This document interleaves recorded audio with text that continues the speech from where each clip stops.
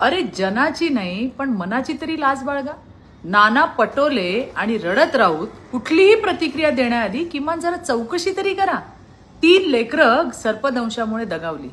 त्या आश्रमशाळेचे संस्थापक कोण आहेत? काँग्रेसचे नेते. मग त्या आश्रमशाळेची प्राथमिक जबाबदारी सरकारची कशी काय? प्रत्येक गोष्टीचं खापर देवाभाऊवरच फोडायचंय तुम्हाला. घटना समोर आल्यानंतर सरकारने तात्काळ मदतीसाठी हेलिकॉप्टरची व्यवस्था केली. तातडीने मदतीची पावलं उचलली. पण दुर्दैवाने त्या 3 मुलींना वाचवण्यात आपल्याला अपयश आलं. त्या मुलींच्या कुटुंबियांचं दुःख आम्ही समजतो. दोषी कोणीही असू दे त्याच्यावर कारवाई झालीच पाहिजे आणि ती होणारच. पण काय हो रडत राऊत, त्या 3 आदिवासी मुलींच्या मृत्यूचा जाब काँग्रेसच्या संस्था चालकांना विचारायची हिंमत आहे का तुमच्यामध्ये? आणि काय हो नाना, तुमच्या पक्षातील त्या संस्था चालकांवर तुमचा पक्ष कारवाई करणार आहे का?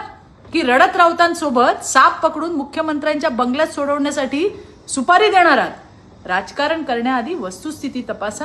मृत मुलीच्या दुःखावर राजकीय पोळी भाजण्यापेक्षा जबाबदार कोण हे ठरवा. धन्यवाद. जय हिंद, जय महाराष्ट्र, भारत माता की जय.